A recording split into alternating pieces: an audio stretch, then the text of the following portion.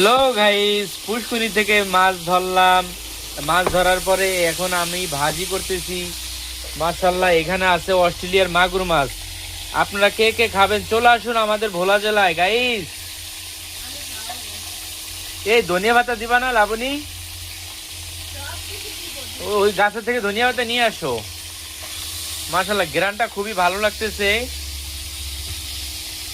এই মাছগুলো আমি ছোট থাকতে কিনছিলাম কিনা আমার টাঙ্কির ভিতরে ছাইরা এগুলো বড় করে আমি আজকে ধরলাম। ধরে আজকে আমি ইনশাল্লাহ খাবো। মাশাল্লাহ, ঘেরানটা খুবই ভালো আসতেছে।